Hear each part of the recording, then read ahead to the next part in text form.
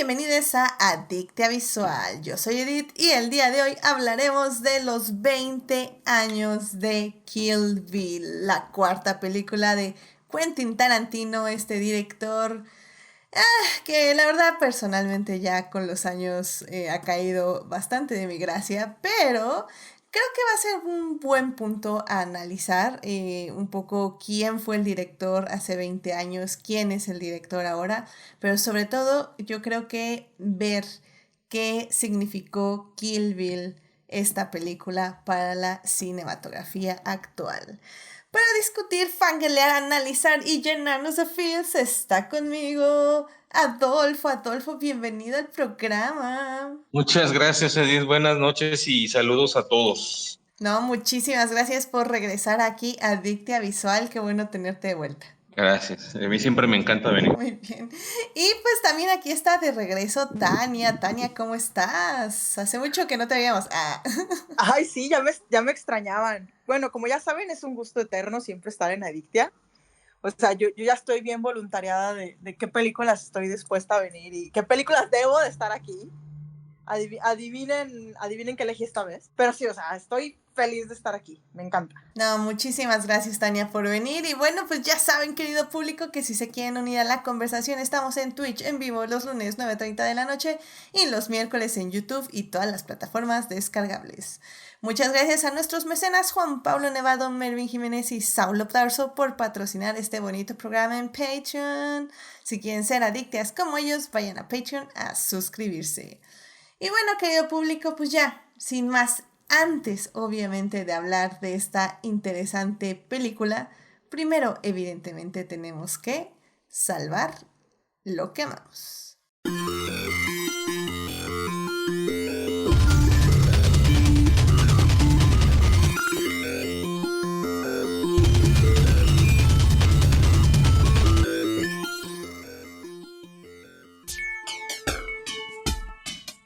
Muy bien, ya estamos aquí para salvar lo que amamos. Adolfo, ¿qué te gustaría compartir con el público esta semana? Cierto, muchas gracias. Respecto a Salvando lo que amamos, a mí me gustaría mucho hablar acerca de una persona que tiene un podcast que se me hace muy chido. Ya he hablado de ese podcast antes aquí en Adictia Visual y esa persona se llama José Antonio Badía. Es un cuate que es de Ciudad Juárez junto con sus compañeros de podcast. Ellos solos han construido como que un imperio de podcast. Tienen casi uno para cada día de la semana. El principal se llama Leyendas Legendarias y ellos ya sacaron un libro, hacen shows en Estados Unidos, etcétera, tienen un programa en YouTube para presentar cosas porque Netflix los contrató, etcétera.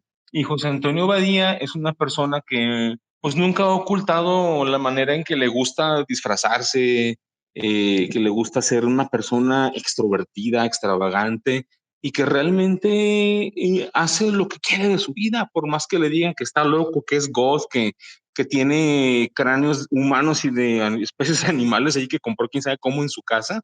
Y el año pasado, pues se especulaba mucho de que sí se sabe que él tiene su novia y todo, vive con ella, pero el año pasado, en el mes del Pride, le dijeron, oye, pues así en Instagram, pues qué chido que siempre apoyas a la comunidad LGBT, ¿no? Se me hace muy padre.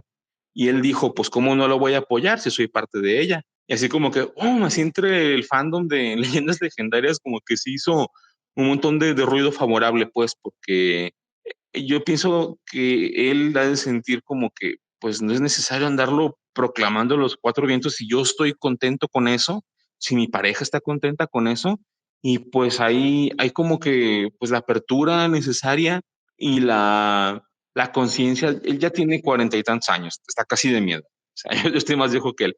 Pero se me hace padre esa manera de verlo porque por ejemplo, a mí me gustaba mucho la serie de Élite por X de cosas. Era como ver dos mujeres un camino, era como verla de manera irónica, ¿no? Así una cosa como para reírte.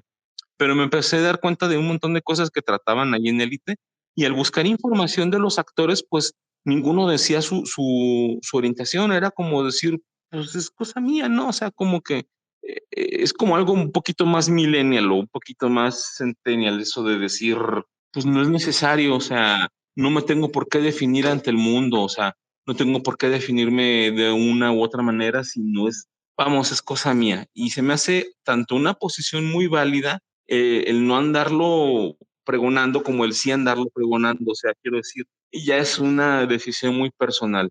Si él decidió mantenerlo, pues un poquito guardado hasta que no hubo necesidad de ocultarlo, ni mucho menos, pues me parece bastante respetable.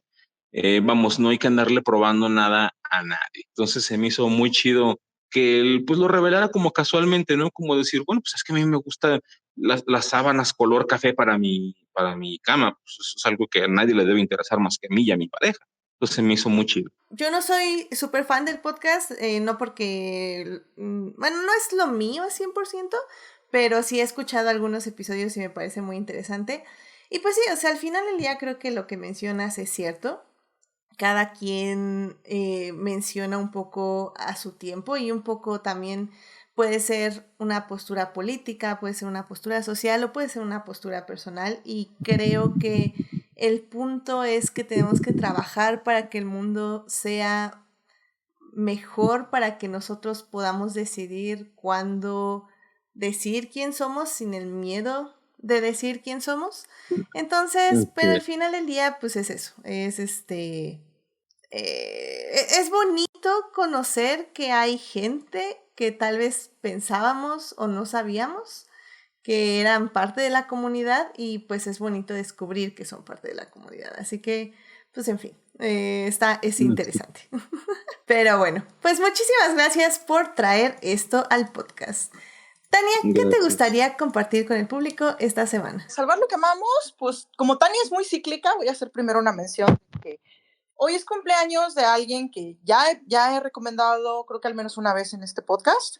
Es cumpleaños de Rosa Larian, es una artista NB, y le he recomendado antes porque tiene bastante cómic erótico.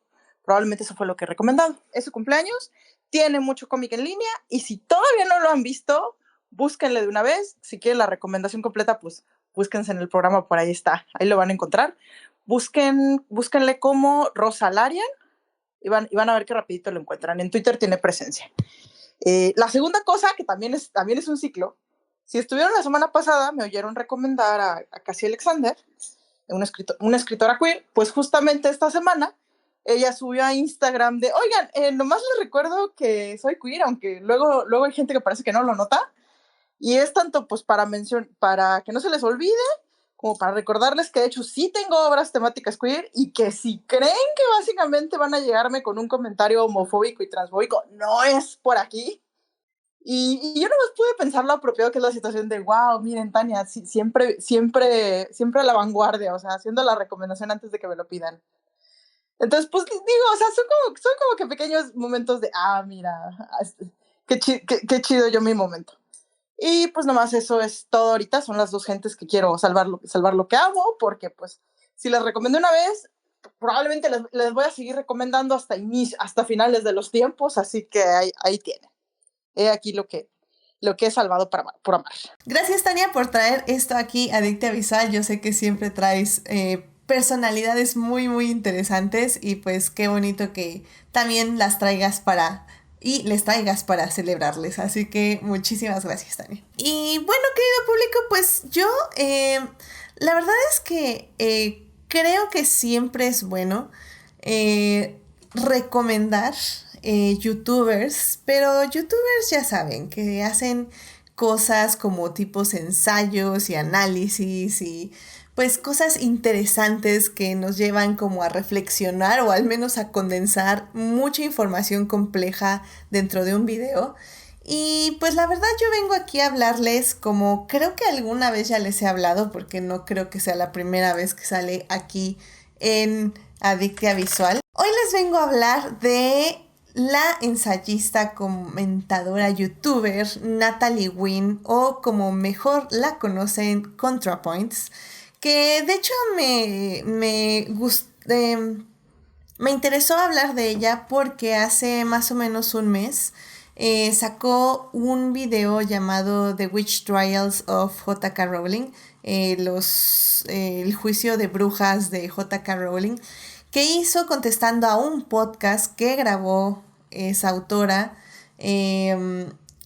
junto con otra podcastera hablando de sus posturas ante pues todo básicamente. Y ese podcast ella iba a participar, ContraPoints iba a participar, pero al final del día pues sí se dio cuenta de que no iba a tener como muchísimo caso y pues declinó la invitación. Pero ya que se publicó ese podcast que dura como 6 horas, ContraPoints decidió pues contestarle un poco a toda esa dinámica. Y la verdad es que me parece muy, muy, muy bueno. O sea, creo que ese programa en específico habla muy bien de básicamente los... Ay. Sí, esto ya parece crónicas, definitivamente, Héctor, pero bueno. Ese episodio habla pues muy bien de básicamente de qué significa ser un bully, cuáles son los argumentos principales de las TERFs, cómo ir procesando toda esta información, todos estos dog whistles, como se les llama, todos estos argumentos que que parecen muy dañinos y luego se retractan haciendo como argumentos que no son tan dañinos. Habla de Anita Bryant, habla obviamente de Rowling, habla de toda la idea del wokismo y todo esto. O sea, es un video largo, no lo voy a negar, son casi 2 horas de ensayo. Pero creo que vale mucho la pena porque tal vez esto no es un salvando lo que amamos, porque, o sea, sí lo es, porque en general creo que no podemos negar que existe, sobre todo ahorita en Estados Unidos y en el mundo que ya se está generando más, se está yendo más a la derecha, sí está existiendo ya más odio, sobre todo hacia la gente trans, y se están usando argumentos bastante complicados de debatir, no porque sean complicados en sí los argumentos, sino porque la gente que los dice son personas que no les interesa escuchar.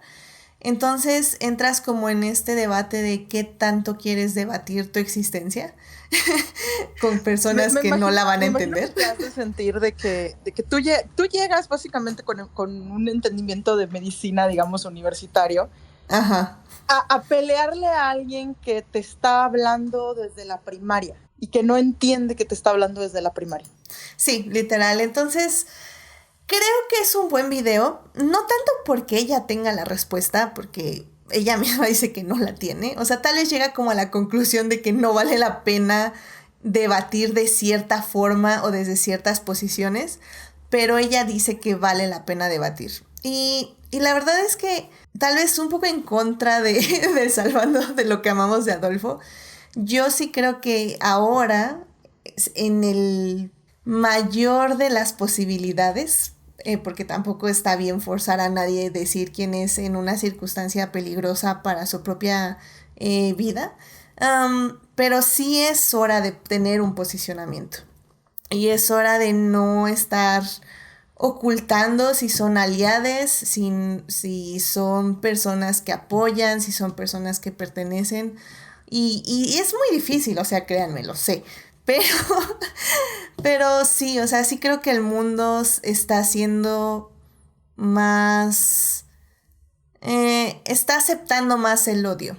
Y eso no podemos dejar que pase. Aunque irónicamente en el mismo video, ContraPoints también dice que estos son los momentos donde la gente se une más. O sea, que si no existieran personas como esta Anita Bryant o como Rowling, tal vez el mundo estuviera un poco más conforme con los bullies. Y de hecho hay un capítulo de Good Fight que es muy muy bueno en eso, de qué hubiera pasado si no hubiera ganado Trump, no hubiera existido el Me Too, no hubiera existido en todos estos movimientos feministas, ergo todos los movimientos del Pride, etc., ¿no? Pero bueno, ese es otro debate. O sea, a favor de salvar el destape de las cloacas. Sí. Entonces, pues nada, o sea, creo que es un video complicado, es un video largo, es un video cargado de mucha información, pero creo que vale mucho la pena verlo. Hay que ver también cómo está pensando la gente que tiene el dinero y la necesidad de odiar a gente y de dedicarse a odiar a gente. Y ella misma lo dice en el video, es gente que algún día va a despertar y va a decir, he dedicado décadas de mi vida a odiar personas y no he hecho absolutamente nada más que eso. Y qué horror va a ser despertar ese día, pero al mismo tiempo dice que probablemente nunca lo van a hacer porque va a ser una responsabilidad demasiado grande admitir que has desperdiciado mucha parte de tu vida odiando gente. Entonces, pues en fin, o sea, vale mucho la pena, se los voy a dejar ahí para que lo chequen. Sí está en inglés, no sé si tenga subtítulos, yo me esperé un poco. Desde que YouTube básicamente nos bloqueó la entrada de subtitular videos, está muy difícil, porque Sí. la misma persona autora tiene que subir los subtítulos ahora. Sí. Antes era posible, y de hecho muchos de sus videos anteriores sí tienen subtítulos en español por lo mismo, porque antes cualquiera podía llegar y subtitular. Esa opción se cerró hace un par de años. Pero bueno, como dice Tania, creo que si no ven ese video en específico, tiene muchos otros videos que vale la pena ver y la verdad, de hecho, ya había pensado el tema de Rowling, ¿no? Esto es básicamente como que un regreso a considerar el tema por lo mismo de que ahora Rowling hizo su podcast, pero ya había hecho algo respecto de las TERFs. Sí, el anterior podcast el anterior programa que hizo ContraPoints fue explicando de por qué J.K. Rowling es transfóbica. Porque ella nunca ha dicho que es transfóbica, o sea, comillas, o sea, siempre lo disfraza con otras cosas. Entonces el anterior video fue ese, por qué es transfóbica y viendo todo lo que dice y poniéndolo en contexto.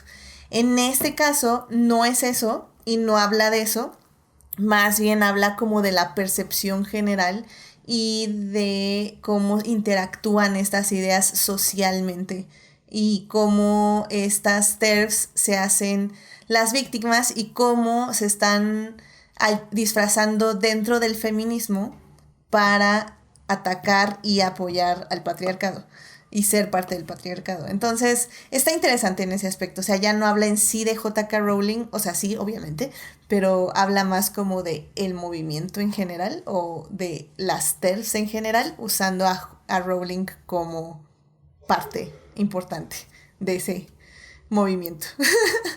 Pero bueno, empezar, es básicamente la TERF de más alto perfil que tienen básicamente no solo Exacto. las gender critical del Reino Unido, sino todo el terferío. O sea, no te pones a pensar, a contar, ok, ¿hay alguna otra persona de alto perfil que tengan? No como Rowling.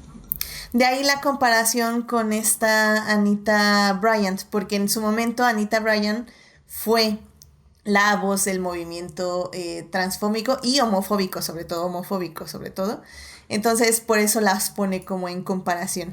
Pero bueno, pues vayan a verlo y pues nada, o sea, sí hay que salvar lo que amamos, porque sí es salvar lo que amamos, pero también desde un punto de vista de que también tenemos que darnos cuenta de que no todo es color de rosa y que vienen tiempos complicados y que van a necesitar que tomemos una postura más firme, por decirlo de alguna forma.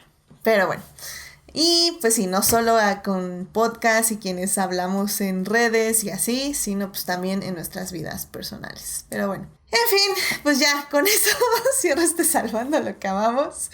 Y pues querido público, hablando de personas de dudosa moralidad, tenemos que ya. Si ya hablamos del quinto elemento y de su director pedófilo, creo que sobreviviremos a hablar de Tarantino. Estoy completamente de acuerdo contigo, Tania. Mejor no lo pude haber dicho. Así que, en fin. Pues bueno, querido público, entonces ya vámonos a hablar de cine.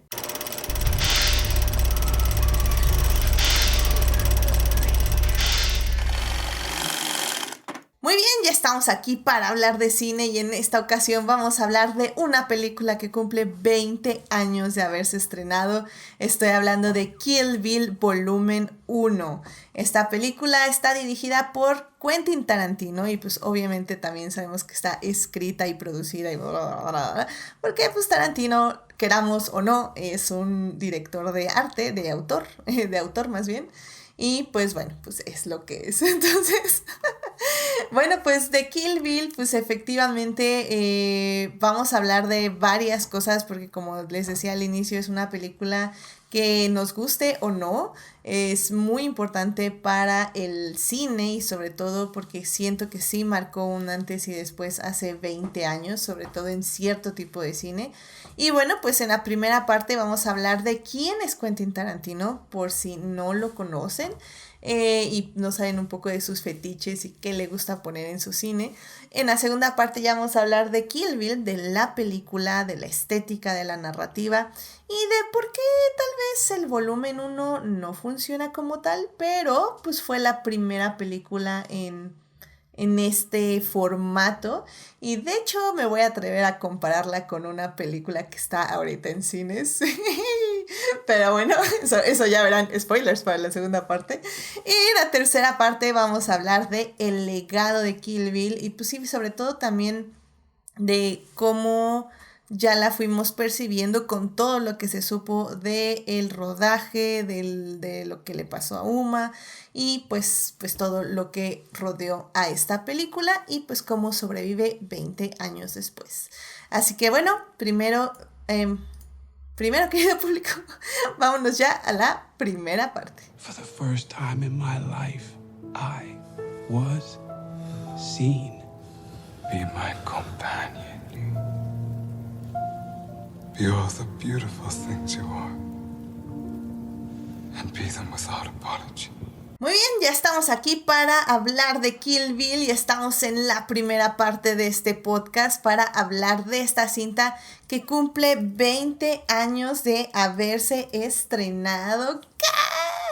La verdad sí, o sea, sí es un shock saber que se estrenó hace 20 años esta película, porque pues digo, cuando yo la vi, pues, o sea, no tenía absolutamente, bueno, no sé si ya había empezado mi viaje cinematográfico de aprendizaje y de introspección cinematográfica. Y definitivamente Kill Bill para mí fue una de las películas que me dejó sin habla en su momento, me sorprendió muchísimo. Y evidentemente 20 años veo por qué, es muy fácil ser cautivada por Kill Bill, sinceramente. Que por cierto, la película la pueden ver en Starz, la pueden ver también en Lionsgate. Está ahí o la pueden rentar o comprar en Microsoft, al parecer. Estoy aquí viendo dónde anda. Pero bueno, está en Starz y en Lionsgate para que si la quieren ver, esas son las dos plataformas legales. Y si viven en la Ciudad de México, pueden irse a los puestos de DVDs de 50 pesos. También, o sea, realmente ya esta es una película muy, muy barata en ese aspecto. Pero bueno, y bueno, creo que justamente, no creo sinceramente que esta haya sido la primera película del director de Tarantino que yo vi. Realmente Tarantino ya era pues todo un personaje dentro de pues el círculo de cine, las personas que nos gustaba el cine.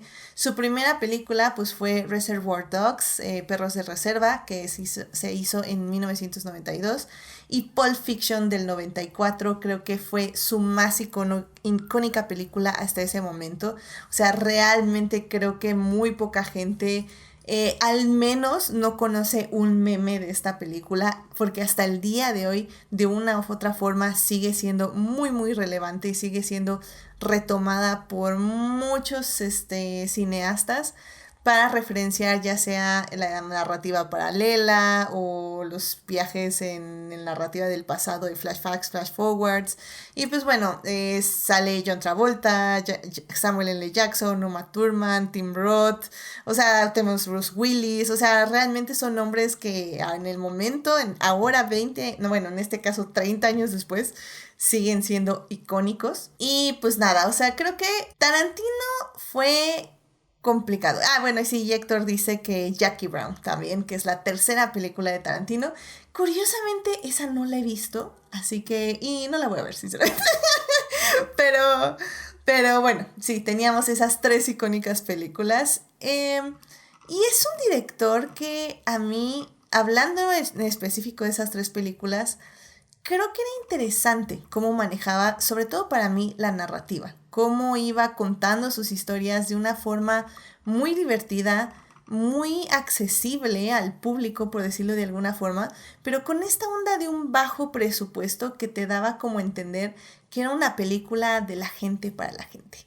O no sé tú cómo percibías a Tarantino, Adolfo, en todo esto antes de Kill Bill. Yo vi antes de Kill Bill, que la vi en el cine 3 veces. Una vez solo, otra vez con un amigo que se llama Alonso y creo que antes de eso la vi con mi entonces novia, ahora esposa. Y yo había visto pedacitos de Perros de Reserva que me da una vibra tipo, pues tipo como película mexicana, porque el celuloide se veía como de bajo presupuesto, todo en general. Yo decía, esta cosa está muy rara, está así como tú dices, como muy del pueblo para el pueblo.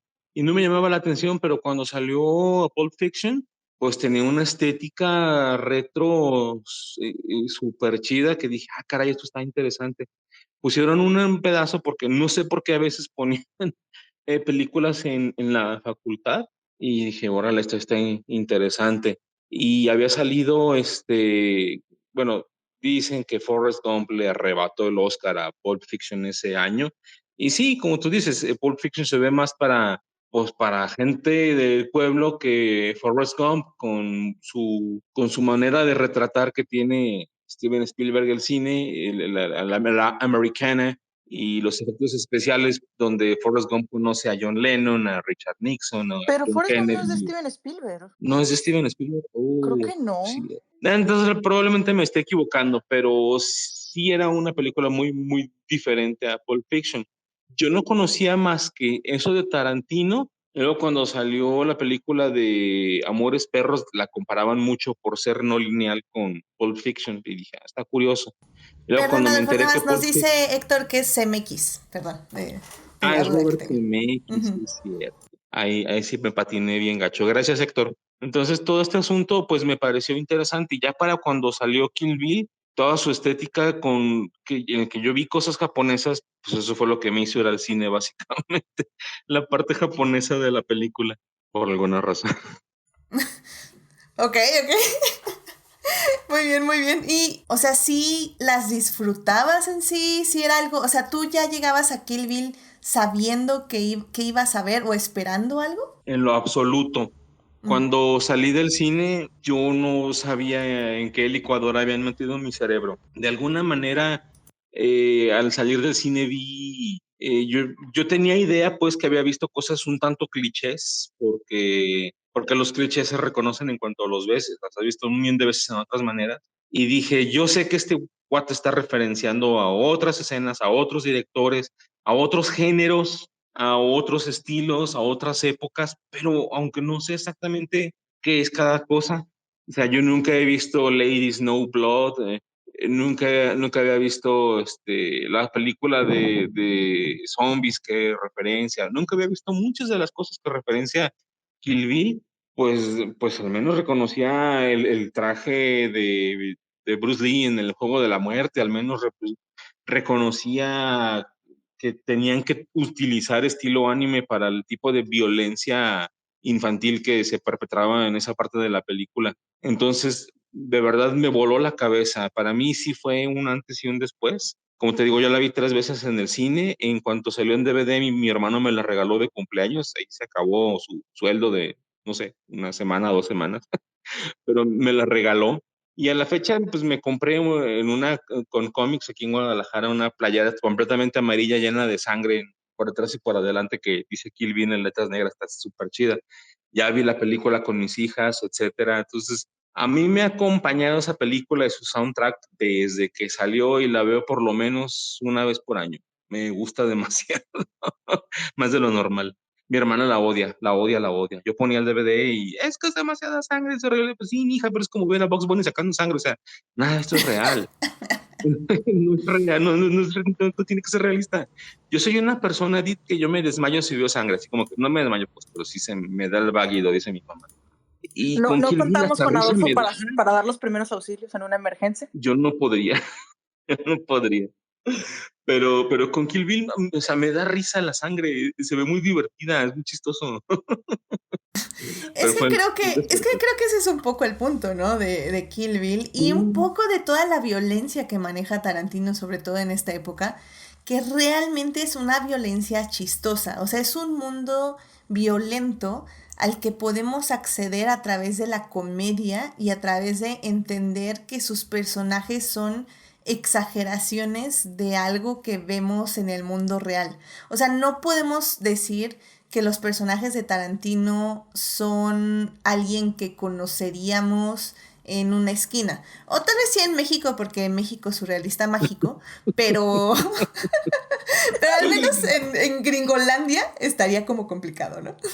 Sí, de hecho sí. No, digo, me parece divertido porque nunca había pensado eso, que son personas que realmente no podrían existir allá por todas las normas, las regulaciones que están acostumbrados a tener, y aquí realmente tomamos las cosas en nuestras manos y decimos, venga, va, como caiga, y eso es mucho de lo que hacen en el universo de Tarantino. Entonces es bien curioso. Aunque por otra parte hay una teoría muy fuerte de que el universo de Tarantino ocurre en una tierra alterna mucho más violenta que la nuestra. Eso ya se había escuchado. Digo, para empezar tenemos un avión donde hay espacio para llevar tu katana. O sea, Eso es increíble. metes tu katana al avión y hasta la puedes poner en su portacatanita. No manches, yo cuando vi eso fue así como jamás en la vida. O sea, 2023 nunca. O sea, 2003 después o sea, si de por sí no se podía antes del 11 de septiembre, menos después. No. O sea, ya pero sí, es una teoría fuertísima de que es todo un universo alterno. Y de hecho yo me he subido a ese tren y yo estoy bien segura que Inglourious Basterds cambió el universo. Cambió el universo ahí. Está chidísimo. Qué cool. O sea, como que Glorious Bastard creó una paradoja, ¿o a qué te refieres? El hecho de que básicamente Sí. los Bastards, bueno, perdón chavos, spoiler, los Bastards mataron a Hitler y el mundo es completamente distinto por él. Ah, sí, cierto. Ya, entonces ahí empezó todo y por eso Kill Bill, bueno, más bien la novia, como la conocemos aquí en Kill Bill, puede subir una katana al avión sin que nadie le diga nada. Ya. Y todo Porque Hitler murió. Es bien curioso. Sí, no, de hecho, si tú te fijas, el tipo de cosas que pasan también en Pulp Fiction también son una cosa, no, todo eso no puede pasar en un día, o sea, o tal vez en México o en Guadalajara, no lo sé. Digo, la realidad puede ser más extraña que la ficción, pero sí hay cosas que como que dices, no estoy segura. Sí. Y bueno, pues en el chat Héctor nos dice, Jackie Brown es la película más interesante de Tarantino, el análisis estaría interesante.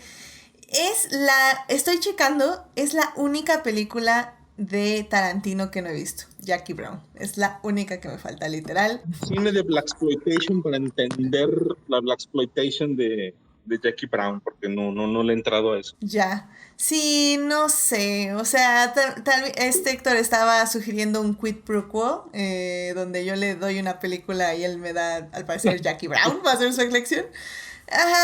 No sé, yo ya, digo, me tardé 9 películas, pero ya me rendí de Tarantino. Ya no quiero saber más de Tarantino en mi vida. Pero bueno, esa es mi posición personal. Pero bueno, te digo, si algún día lo consideras, o sea, no lo veas como ver a Tarantino, considéralo como ver a Pam Grier en su etapa más tardía. Excelente, porque, o sea, digo, ya hablando un poco de Tarantino justamente después de Kill Bill, porque como digo, Kill Bill fue su cuarta película, el volumen 1 se estrena en el 2003 y el volumen 2 se estrena en el 2004, un año después. Luego hace Death Proof, que es como su película más serie B de toda su filmografía. De hecho, según yo, comparte crédito con Robert Rodríguez. Es una... Sí, porque de hecho se llamaba Proyecto Greenhouse, o sea, era... No, Grindhouse era por las dos películas. Ajá. La de Planet Terror y Death Proof. Sí, perdón, lo dije mal. Al mismo tiempo con trailers falsos entre una y otra. Y de hecho una en orden y otra en otro orden, pero pues el público gringo no, o sea, por culpa del público gringo no podemos tener cosas bonitas, porque es en serio, o sea, la gente fue al cine, vio una de las películas y se fue porque no entendió las instrucciones. No, aquí en México ni siquiera las pasaron juntas. No, ya no las pasaron juntas porque la estrenaron primero en Estados Unidos, se dieron cuenta que el público gringo no sabe leer y pues se chingan todos los demás. Ajá, yo vi Death Proof en cine y luego Planet Terror creo que ya no la pudimos ver en cines, porque ya no salió en cines, o sí salió en cine. No me acuerdo. Ni Creo idea. que sí salieron Yo nomás ambas al las mismo vi tiempo, pero no, o sea, no les fue tan bien en el cine acá, o sea, tuvieron muy poca promoción. Sí. Fue un desastre, o sea, la verdad fue un desastre de estreno y creo que les terminó yendo mejor en formato casero. Sí, que un poco es como a lo que estaban destinadas realmente, pero Sí. luego creo que ya tuvo ahora sí que sus producciones ya completamente hollywoodenses de máximo presupuesto con Inglourious Basterds del 2009, luego tuvimos Django Unchained del 2012, The Hateful Eight del 2015, Once Upon a Time in Hollywood del 2019 y pues ya ahorita está trabajando en su siguiente y esperemos última película porque también ya va diciendo que se va a retirar desde hace como 20 años. Y pues dice, dice Héctor en el chat, dice, sí salieron porque yo fui al revés, Planet Terror en el cine y Death Proof en video. Mira. Yo sí recuerdo 100% que vi Death Proof en el cine. Eso así se los firmo. Y bueno, o sea, sabemos que Tarantino, al final del día, sus películas sí se hicieron ya muy diferentes entre sí. O sea, en general su filmografía creo que es muy diferente entre sí toda. Realmente no hay alguna película que podemos comparar, excepto que sí, o sea, como dice Tania, ocurren como en el mismo universo. Pero creo que tal vez lo interesante es eso, cómo Tarantino juega con sus referencias, juega con sus homenajes cinematográficos y juega un poco siempre con la Le gusta narrativa. mucho el pastiche. Ajá, y cómo agarra estos actores y estas actrices que interpretan como personajes tremendamente exagerados, pero al mismo tiempo sabe cómo mantenerlos a raya en su universo. Y eso creo que Tienen es lo que mucha le gusta a la vitalidad, gente. o sea, son personajes Ujú. con mucha vitalidad, o sea, puede que no sean Eso. realistas, pero son, o sea, yo siempre digo, o sea, se sienten vivos porque básicamente lloran, se ríen, hacen chistes y no se sienten así como que se sienten vivos, o sea pueden tener un montón de carisma, pueden tener un montón de personalidad y no por eso son buenas personas, digamos. Ujú. Entonces eso es lo que le da como que mucha vitalidad a los personajes. Es que yo pienso que el hecho de que la mayoría de las películas de Tarantino duren tanto es porque él permite un montón de exposición, pero no de la historia, sino de lo que dice Tania, de que hablen de Like a Virgin en Perros de Reserva, de que Bill hable acerca de Superman en Kill Bill Volumen 2, o sea, estamos hablando de que el diálogo de Hans Landa cuando platica con la niña, o sea, Tarantino les permite un montón de espacio para que platiquen, las películas se hacen largas, largas, y eso es lo que nos permite conocer a los personajes. Entonces, pienso que ese famoso recurso de los diálogos largos y locos de Tarantino es lo que les da esa dimensión extra que necesitan los personajes, porque de otra manera serían caricaturas, así como tipo Looney Tunes. Sí, aunque también lo tengo que decir, yo, por ejemplo, a mí Tarantino yo sí lo aguanto bien, hasta Inglourious Basterds.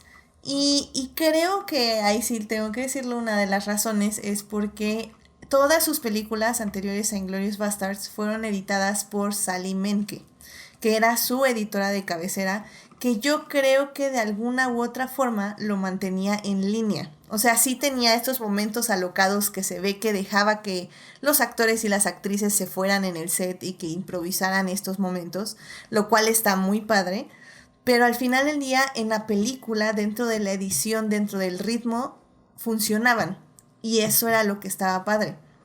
El asunto es que cuando Sally Menke fallece, en el 2010, es cuando pues básicamente ya perdemos a alguien que le diga a Tarantino no. Y cuando a un director de arte, un director de autor, le dice, no tiene nadie que le diga que no, es cuando pierde completamente el rumbo. Entonces, 100%... El efecto Frank Miller, curiosamente. No comparto esa referencia, pero voy a decir que sí. Mira, el creador de Sin City, en el momento en que dejó de usar un editor, si bien creó Sin City, también se salió de control y mucha gente dice que su trabajo, digamos, post Sin City, de hecho, no es tan bueno como lo que llegó a ser antes. Y pues tenemos un hilo conductor de que básicamente la adaptación de Sin City fue dirigida por Robert Rodríguez, pero Tarantino de hecho dirigió escenas, eligió el soundtrack, hizo trabajo ahí, aunque sin crédito, y creo que está la cuestión, o sea, Frank Miller perdió un poco la razón creativamente y Tarantino perdió un poco la razón creativamente por exactamente las mismas razones. Se quedaron sin una persona que les dijera que no. Amén. Sí, estoy completamente de acuerdo. Y bueno, Tania, pues ya como para empezar a cerrar esta sección, ¿cuál es tu Pero yo opinión no hablé general de mi experiencia con Tarantino. Por eso, ¿cuál es tu opinión general de Tarantino y tu experiencia? Va. Bueno, pues miren, en mi caso, Kill Bill sí fue la primera película que vi de Tarantino, o sea, así como que, ¿qué? O sea, Tania tenía 16 años y no había visto nada de Tarantino. Sí, en efecto, mi desarrollo fue muy dispar en mi adolescencia, no me culpen, y a mí me jalaron mis amigos del japonés, básicamente, o sea, el grupo de otakus fue el que me jaló. Y quiero hacer énfasis de que los grupos de otakus a principios del 2000 se podían poner bien mamones, o sea, para hacer un grupo que literalmente nos bulleaban en la escuela, o sea, podíamos ser súper mamoncísimos. Y sin embargo, básicamente lo que era la otacada de la época adoptó a Tarantino, o sea, no se la pensó dos veces. O sea, era muy de, ay, alguien hizo una imitación de anime, uy, qué asco. No, en el caso de Tarantino era, sí, vamos a ver a Tarantino, que este que lo otro, y cuando me dicen, vamos a ver Kill Bill, y yo, ¿what? Kill Bill, no sabes de Tarantino, no, Perfect, no. Bueno, pues vamos. Y pues fuimos, me la pasé muy bien y todo eso, o sea, me encantó, me fui a buscar la película, al año siguiente ya estaba esperando a la que sigue. Y las anteriores, o sea, yo las vi después, y de repente fue de, ay, yo vi parodiando esto, ahora todo tiene sentido. Entonces, pues sí, o sea, mi experiencia de Tarantino fue Kill Bill en adelante y todo lo que sé lo aprendí después. Y eso fue en particular mi experiencia. Y luego ya después me enteré de, no, es que todas estas referencias son pastiches de algo. Y así fue básicamente como descubrí, ¿qué es un pastiche? Ok. Porque luego decían, bueno, es que hay homenajes, hay refritos, hay plagios y hay pastiches. En este caso, ¿qué es la diferencia de un pastiche? Bueno, un pastiche no es un plagio porque, como llega a pasar con las obras en texto, tiene hasta cierto punto pies de página y no son suficientes cosas tomadas de una sola cosa como para que digas que es un plagio. Pero, pues sí tienes escenas que se graban muy parecido a otras películas, escenarios que parecen de otras películas, ropa que parece de otras películas, pero son tantas a la vez que haces un producto nuevo. Y pues Kill Bill básicamente es un pastiche como que del cine de acción asiático. Y pues ahí es donde aprendimos muchas cosas. Y mucha gente, de hecho, se regresó a ver las producciones de ese momento. O sea, mucha gente conoce Lady Snowblood porque vieron Kill Bill, supieron que básicamente había muchas referencias a Lady Snowblood, se buscaron la película de Lady Snowblood, algunos se buscaron el manga, se dieron cuenta de lo extremadamente loco que es el manga, que por cierto lo va a publicar Panini, ahí por si alguna vez quieren ver qué loco se puede poner Kazuo Koike, que en paz descanse, pero sí, o sea, muy loco. ¿Kazuo Koike es el de Lone Wolf and Two? Sí. Ok, ya. Pero no es el mismo, sí. O sea, es el mismo escritor, pero no es el mismo artista, el arte es diferente.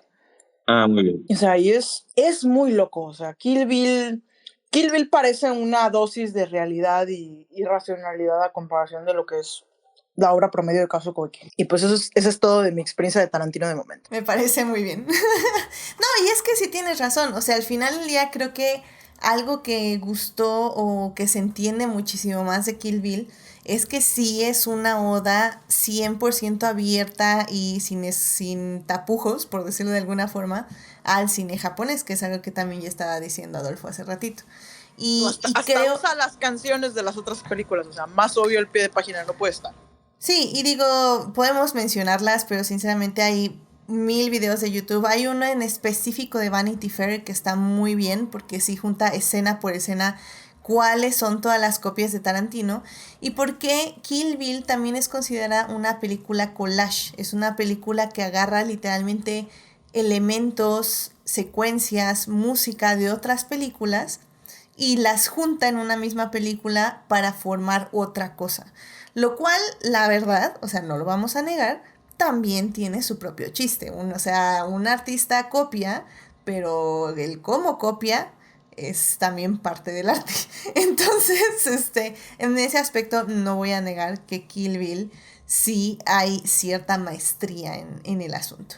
Pero bueno, pues justo ya para hablar de la película, yo creo que ya nos podemos ir a la segunda parte. para ahora sí ya meternos al 100% en lo que significó y cómo podemos evaluar esta película ya ahorita. Así que, bueno, pues vámonos a la segunda parte.